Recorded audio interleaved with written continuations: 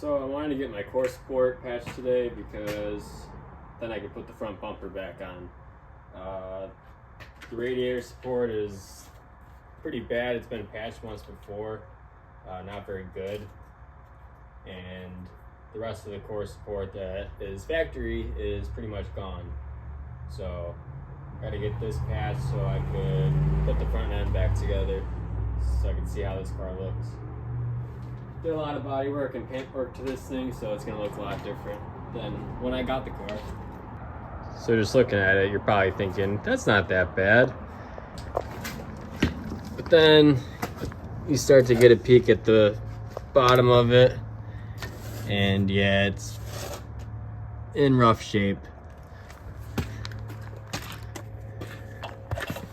Down in here, it's falling apart. A little hard to see, but that's not good. So all this is all weak, not supporting much at all. Rust hole there. Yeah, that's the patch job. So got some work to do. Nice, because today is a pretty decent day out. Not too cold.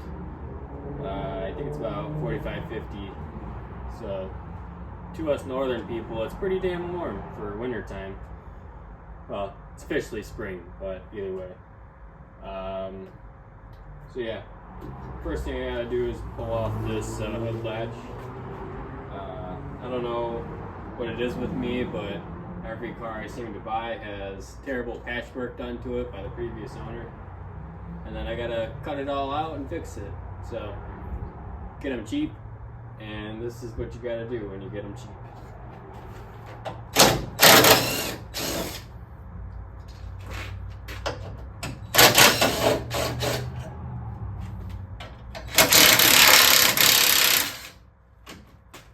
This car actually came from Gary, Indiana. It's a little bit of a sketchy Facebook marketplace deal. Ooh, a socket. And it's a 10mm. Score. Poor guy. Lost his 10mm. Now I got one for the spares. Having a big issue with getting this car running. It had a huge intake leak on it. So I pulled the top end of the motor apart, just the intake manifold, the carburetor and stuff. Resealed that and then put it all back together. But now I'm having issues with it starting, so I checked the timing like twice. Kind of think it's out of gas. Be the easiest thing you could check, but pretty sure that's the issue. Have to fuel it up and then recheck and see. Yeah, not sure what kind of condition this motor's in. I rebuilt it when I was like 17 years old, so it ran, but it's got a gallop when you crank it, so I gotta see how decent it runs after fixing the intake leak. Fingers crossed, it is fine, but doubtful. I got a 6.0 for this car. I might be putting in it, not sure yet. It sounds expensive. And I want to buy a house, so I might sell this car and put the 6.0 in the Chevelle. We'll see. But we got patching to do, so let's get to work. You get the radiator moved out of the way, and the AC. I'm gonna get rid of that because this car doesn't even have a blower motor in it anymore. But move all that out of the way, and you really see what you're dealing with. Yeah, that's terrible. But I got some angle iron and some flat stock.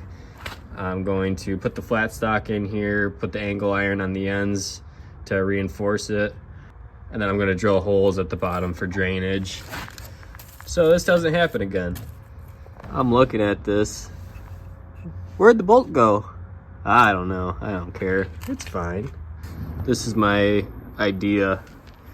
So that drops down and the cross piece, and I'm gonna do the angle iron that supports across. This is too long right now, but pretty much going to be the plan there. Angle iron on both sides of here to stiffen this up. Drill probably 3 or 4 holes for drainage. They aren't the prettiest welds.